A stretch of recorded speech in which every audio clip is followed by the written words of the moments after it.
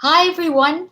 I am so excited to be talking to you this week from Seattle, Washington. It is such a beautiful day here.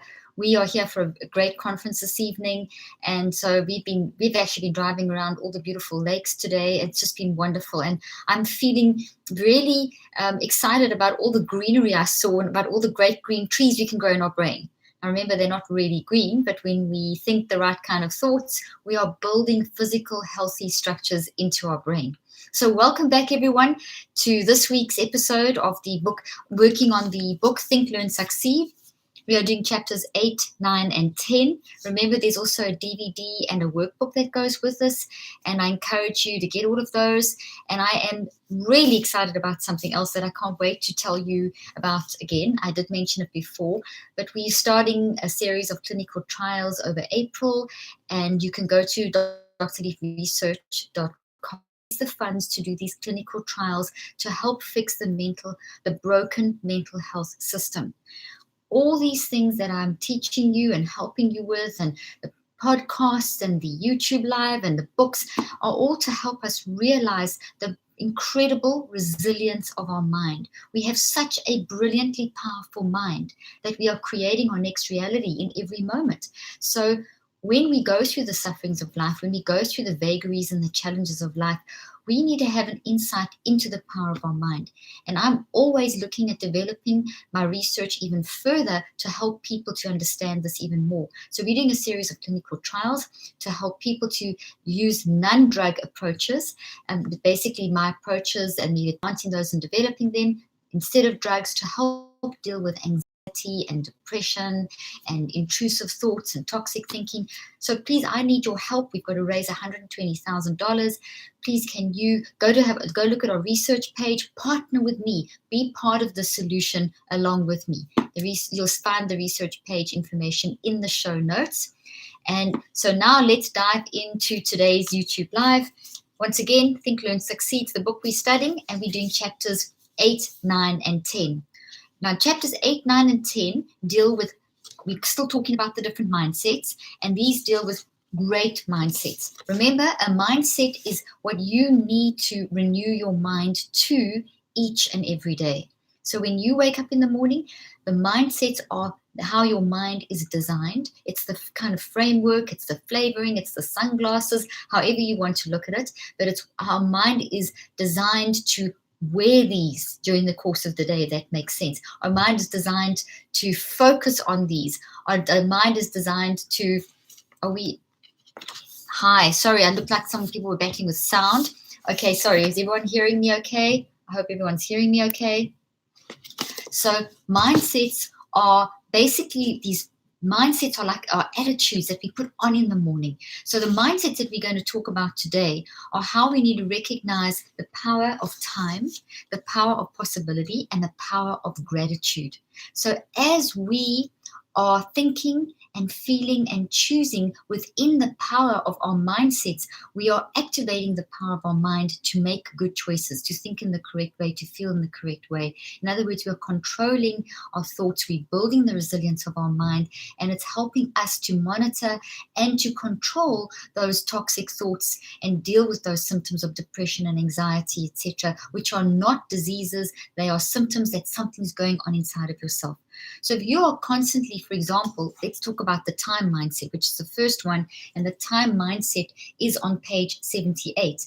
So if you are constantly, for example, trying to make things happen in a rush, looking for that quick fix, having a quick fix mentality, starting something and stopping it, that is going to create inside of you a sense of unease, a sense of worry, a sense of that will, and over time that will grow. If you constantly just start something and then it doesn't work and you just give up, if you expect things to just happen quickly, if you don't have the correct time mindset, you don't have that attitude, if you don't wake up in the morning and say, okay, I know things take time and I'm going to push through no matter how long it takes. If you don't do that, you actually create damage inside of your brain that can create these feelings of uneasiness that can grow into worry and anxiety and depression.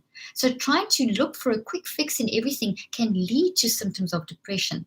And the symptoms of depression and anxiety and so on are not diseases. They are telling you that something's going on. And that something going on could be that you're always just trying to look for a quick fix, that you're not pushing through, that you're just giving up too quickly. So let's read a couple of things on the time mindset. Page 78, the time mindset, chapter 8.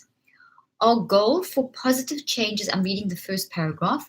Our goal for positive changes and success should last a lifetime.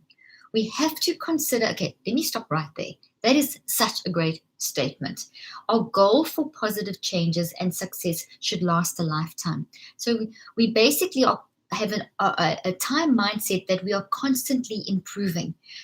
Time is you're never going to have it all made. It's so to have a time mindset where you have a lasting, what I say over here, should your success our goal for positive changes and success should last a lifetime. That means that we've got to realize that this is an ongoing process, that this is the goals and the changes are things that are going to keep on happening throughout your life. You're never going to have it all made. And you want to have changes that are sustainable and that have longevity to them. Okay, so that's one of the first things we need to consider. We have to consider how we naturally think and how to use our thinking to achieve the lasting and meaningful success we are designed for. So I want to unpack that sentence now. Okay, so we need to think about the fact that how we naturally think. How do you naturally think? You as a unique person, what is your natural way of thinking, feeling, and choosing? And how to use this thinking to achieve long-lasting and meaningful success, which we are designed for. So what I'm saying here is that your thinking that is unique to you is designed for success. So as you tune in to your correct way of thinking, you're going to be, it takes time to really tune into your correct thinking patterns. Reading on, we all know that change takes time. That's not something new. And that there are challenges on the road to success. I mean, that we all know. It's one thing knowing it, and it's another thing knowing how to manage it. It's another thing being in the midst of a change, and it's taking time, and you get frustrated and you give up.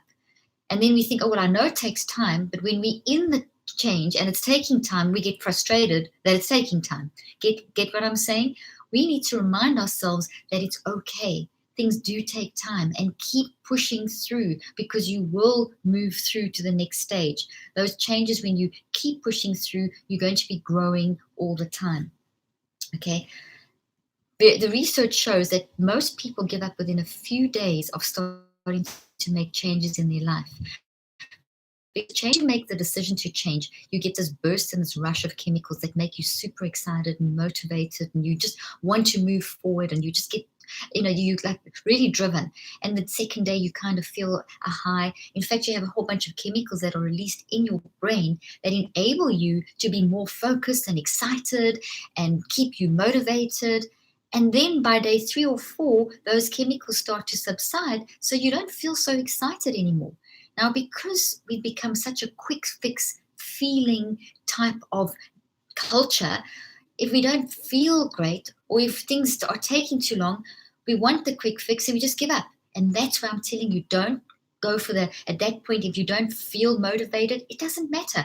Understand now that that motivation and that drop that you're feeling is because your biochemistry is actually changed, and that you actually are strong. You can biochemical reaction in your brain. And as you push through, you activate genetic switches in your brain. You force your brain to function at a higher level, and you start seeing things in a clearer light as you push through. But if you give up at that point, you've now gone forward one step, and you've gone, go back 3. You know that feeling? Just yesterday, I was having a conversation with a friend who was saying that sometimes it feels like they go forward 3 steps and back 5, and then forward 2 and back 6, and kind of just never seem to move forward through change, and then get frustrated. You see, we mustn't give up too quickly. Don't look for a quick fix. Okay, we have, then I want to read at the bottom of page 78, the beginning of the last paragraph. Nothing worthwhile happens in an instant. You know that. Nothing worthwhile happens in an instant. It takes time. We can turn dreams into realities. I'm reading at the bottom of page 78.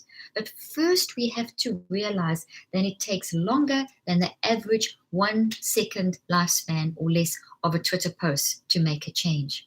Yeah, we kind of think, as fast as we can go through our Instagram, or as fast as the Twitter feed goes through it passes through your Twitter, as the speed of your Twitter feed. That's not the speed of change. The speed of change that's sustainable is longer. We have to keep telling ourselves these things. Okay, so I'm going to go down to on page 79. I'm going to read the third paragraph, and I talk there about research on neuroplasticity. Now, neuroplasticity means that your brain can change physically in response to your thinking, feeling, and choosing. So whatever you're experiencing is changing your brain. This is fantastic news, but it takes time. So the changes that you make as you're listening to me now, because of neuroplasticity, your brain is changing. You are thinking, feeling, and choosing about this information, and you're changing the structures inside of your brain. If you don't do anything with this information that I'm giving you now, within 24 to 48 hours, the structural changes that you have made inside of your brain, in other words, you've grown little branches to hold the words that I'm saying now. Within 24 to 48 hours, if you haven't sustained them, if you haven't gone back and restudied this and spent time going through this information and going through it over and over, most of this information will become hot air. The branches literally fall off the tree. They burn. They literally go away. They convert into heat energy. Now, what a waste of time if you don't persist and push through. And that's why people feel very often that they've made this change, they've started making this change, and things are happening, and then they just stop, they give up, and then they just feel so flat after that, because they feel like I was working so hard, but now there's no experience of this. There's this, like, I can't remember even how it felt. I'm not motivated anymore. And so, in other words, you've got to kind of pick yourself up and start all over again. But that's okay. You've got to keep telling yourself, it doesn't matter. Pick up, carry on, push through. Don't give up. You see, it takes 21 days to build long-term memory. Let me say that again. It takes 21 days to build a long-term memory. Daily, repetitive practicing to build a long-term memory. What's that got to do with change? Well, change means that you are taking new information into your brain, you're reconceptualizing it, and you're building a new pattern in your brain. And that new pattern in your brain, that new physical structure in your brain, is what you're going to speak from. It's what's going to be where your words and your actions come from. So the change has to be built into your brain first, and then you can do the change. You can speak and do and enact and carry out that change. But if you haven't persisted daily at working at that change for at least 21 days, it's not going to be a long-term memory, and it's going to have gone away. So it takes 21 days to build a long-term memory, but it takes around 63 to 84 days sometimes to build a habit. So habits don't build in 21 days, they build in 63. And I explain that in this book. In the third chapter of this book, I explain all about memory. So everything in my work is always linked up. It's always interlinked.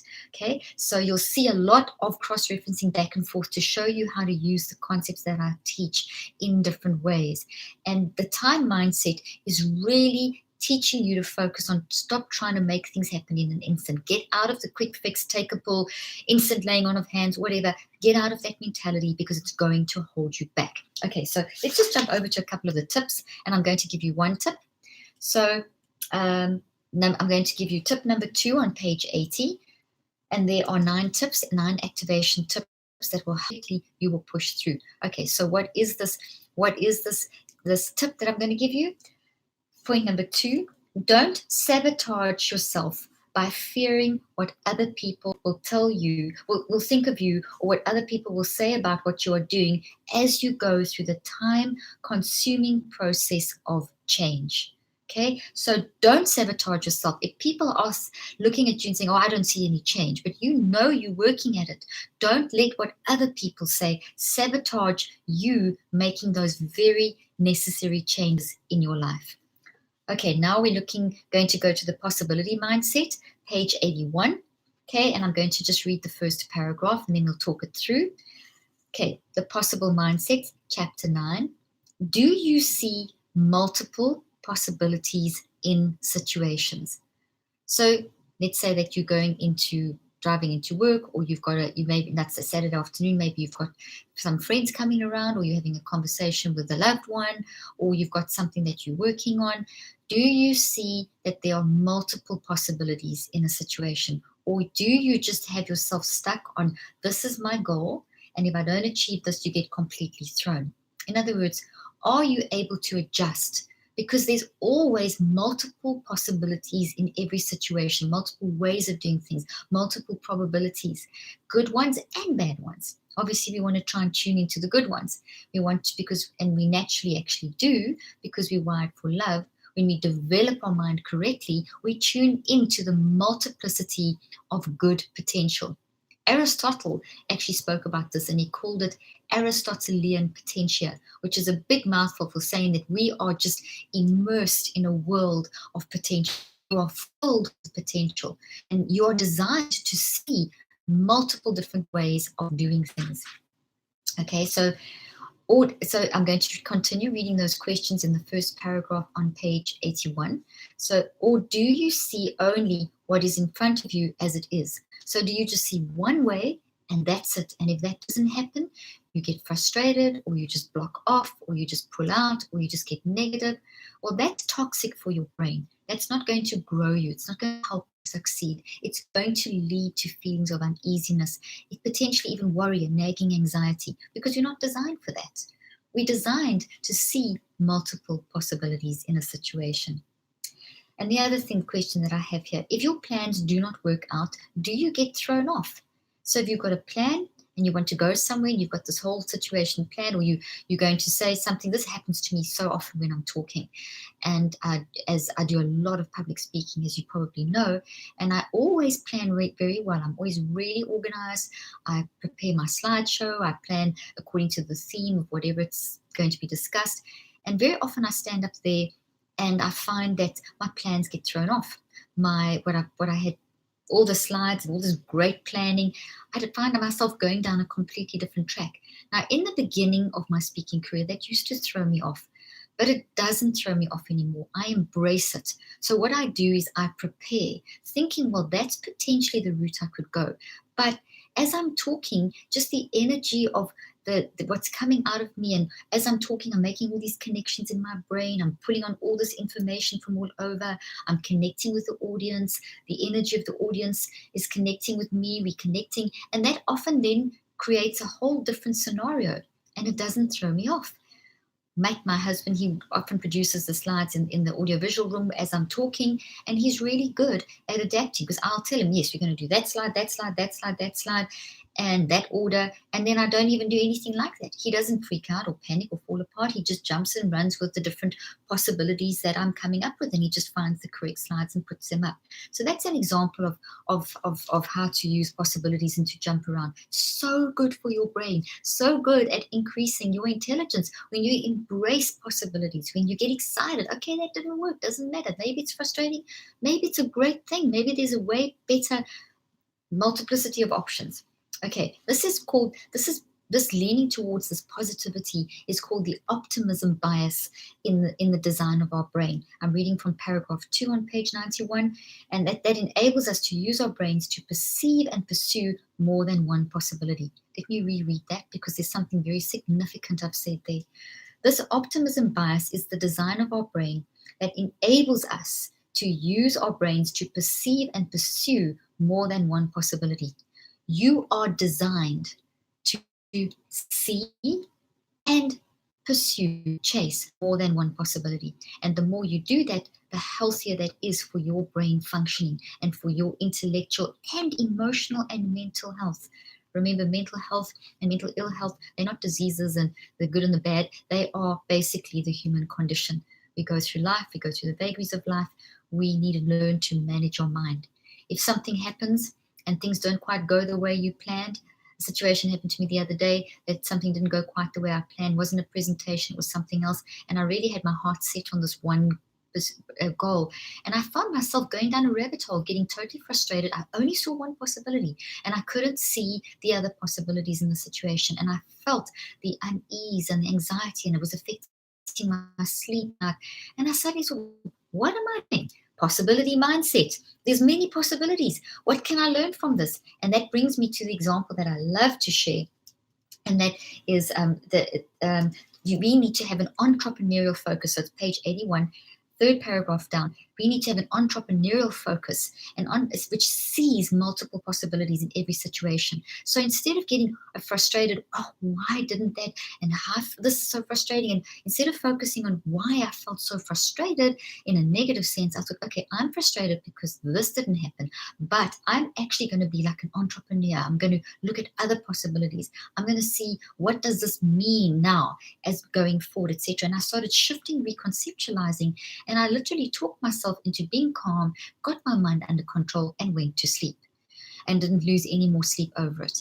So yes, even though I teach this stuff, I've studied this stuff, I've researched this stuff, I live this stuff, I still make mistakes. But you know what? I get myself back so quickly. And that's why I encourage you to join this mental health initiative. Get these materials, get people involved, get a group together, help me with this research. Let's get this mental health makeover going. We've got to stop labeling people and dragging people. We have to start realizing that we need to help each other in community use our minds correctly.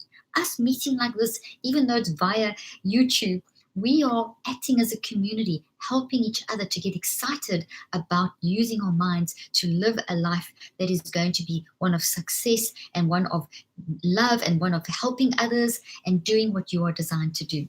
Okay, so let's have a look. Jump over the page to page 82 and have a look at the second paragraph down. And I've got a paragraph that I'm going to read there. When you choose to develop a mindset that allows you to perceive possibilities, the wired for love design of the brain is activated to respond, and attempts become possibilities rather than failures. Now, that statement comes out of one of my favorite stories, and that's about Thomas Edison. And the paragraph before this on page 82 talks about Thomas Edison, where he had multiple attempts until he discovered how to get the light bulb working. And someone said to him, I think it was 1,000 times before he actually succeeded in inventing the light bulb. That's at the top of page 82. And someone said, when he was asked about his failures, he said, I haven't got failures. I've got a lot of results. That in itself is such a fantastic statement. So when something doesn't quite work out, when you've got to look for another possibility because that didn't work, it's not a failure. It is knowledge gained. It is more information gained. It's something that you can turn around and add to your repertoire of knowledge that you have inside of you, which is such a powerful thing. But that's a choice. I had to choose the other night to see the possibilities. I had to choose to see that the decisions that I make weren't failures, that I've gained new knowledge, that maybe they weren't the best decisions, but it wasn't the best decision, I should say. But it didn't matter because I learned something from that. I did a mental autopsy. Okay, I did a mental autopsy looking at the possibilities. Let's have a look on page 83 at a tip. Let me give you a little tip from the activation tips on page 83. Okay, so I'm going to tell you activation tip number 1. Tell yourself daily, ladies, gentlemen, whoever's watching out there, tell yourself daily that attempts are not failures, okay? Attempts are not failures. Attempts are results. That's amazing. An attempt is a result, not a failure. Oh, I did it wrong. That was such a mess. That's seeing an attempt as a failure. But saying, okay, it didn't work, but that is a result. It's not a failure. Let me say that again. Tell yourself daily, an attempt is not a failure. An attempt is a result. Okay, an attempt is a result. I just love that. It's so exciting. It's so helpful. It is so brain boosting. It is so good for your mental health to say to yourself that that attempt was a result, not a failure, which means you have information to move forward into all the other possibilities. Let's jump to chapter 10, the gratitude mindset. So remember all these mindsets once again. It's like in the morning. I was explaining this to a group the other day. In the morning when you get up and you get ready and you put your clothes on, put your mindsets on, like you put your clothes on, like you put do your makeup and do your hair and whatever. Get yourself ready. If it's the guys, you're not, maybe you're putting makeup on, maybe you aren't, whatever. But you're putting things on, okay? So put your mindsets on. I wake up in the morning and I remind myself there's possibilities. Things take time, gratitude, and all these different mindsets. I just run through them in my head at such a habit, created as a habit, and I put them on. And during the course of the day, as I feel myself not going through, doing something wrong, I remind myself that's the mindset that I need to renew my mind to. And I remind myself of those 15. So you need to study this. You need to memorize these mindsets. You need to get into them and get it. And that in itself, studying that is going to be building your brain and helping your mental health. Brain building helps your mental health. You can use this book to build your brain and get the information to help yourself daily at the same time. That's a great tip. Okay. So the gratitude mindset, you can be so grateful for what I'm sharing with you, because this stuff that I'm sharing with you is improving your mental health, is changing how you function as a person, is building your resilience. You getting your brain to do what it was designed to do in the first place, and your body, because your body does what your brain tells it to do. Okay, so the gratitude mindset. Chapter 10, page 84. I'm going to read the first paragraph. I have been saying throughout the book thus far that we control our ability to thrive at school, work, and life, and gratitude plays a massive role in how successful we are. Now, please be aware, or let me say it like this. I've been saying throughout this book, I say throughout what I say, that we control our reactions. We don't control the events and circumstances. So there are terrible things that happen. And I'm not asking you to be all smiley and happy if you've been bullied or if you've been abused, or that's not what I'm saying. What I'm saying is that those situations in life, you have control over them, and gratitude plays a huge amount in helping you to activate the resilience that is inside of you to help you to deal with the vagaries of life. It also helps you enjoy life. You see life so differently when you're smiling and happy and grateful for just the little things. When you get into that now moment, you remember the very first mindset we spoke about was getting in the now moment, that thinker mindset, getting into a thinker mindset state. When you get into that now moment and you're just grateful for the love of just whatever. Just today, I was just looking at my husband. We were driving through Seattle, and just so beautiful. And I just was sitting in the back seat, and Mac was sitting in the front seat. And I remember just looking at him from behind, thinking, I'm so grateful this man's in my life. And then the lady who we were with just started talking about how happy she is in her marriage. And then I was saying, and Max sat there very happy because we were saying how nice he was. But we were just grateful for the moment. And then we just suddenly the water was bluer, the trees were greener, everything just seemed so exciting. I felt such a sense of peace inside of me. And I know it was because I chose in that moment to appreciate what was sitting in front of me, which was my husband. My daughter, one of my daughters, we've got 4 children, happened to text me at the same moment. And I was talking to her about something, had been discussing some fun things during the course of the morning. And just the comment that she made, it made me so excited that she had texted me, and I felt so happy communicating with her about these things. And I thought how grateful I am to have this incredible family of mine. There's this child of mine who's texting me, and we're talking about this. It's such, I can talk to her, I can, whatever. I found a whole, and it was getting better and better. I felt myself almost getting on a high, just being so grateful. Gratitude, it's just so natural for us. It's part of who we are. It's part of our design. And I know some days it's super difficult to be grateful for anything. But if you discipline yourself and train yourself, you can find something. And it really is a choice. And when you do, you change your brain. You change your mind. And when you change your mind, then your brain responds in a very healthy way. And so do all 75 to 100 trillion cells of your body. And I put a little exercise a little bit of information in there about how we can see from brain imaging how your brain responds in a really good way to when you are grateful, and it's a very healthy way. It's not that brain imaging is telling you you don't use brain imaging to look at how the brain tells how the brain produces our mind. That's not what we're doing. We're simply looking at brain imaging and brain technology to show us how our brain responds. And we see when we're grateful, we see a lot of good things lighting up in the right places in the brain, and a lot of good activity, electrical and quantum activity inside of the brain. So we see a result. You can see that's why brain technology is so exciting. It's like we can see when we do what we're supposed to do, when we operate in love, we get great stuff going on in our brain. So jump over to page 85. I want to read it just to reinforce this point. I want to read the second paragraph on the top of page 85. When we choose to be grateful, okay, choose. I keep saying choose. In every mindset, I keep saying choose. Choose shows you how much power you have, how much control you have. You control your reactions. You control the ability to choose. You can choose. One day we were really, really busy running around, had a million things to do, landed in this hotel, and we travel 70% of the month. So it's not at all glamorous. It's challenging and it's hard work. And I just had enough. And it was one time when all my kids happened to be traveling with me. And I remember getting just so tired and so frustrated. And I remember one of my daughters saying, "Mom, you can choose."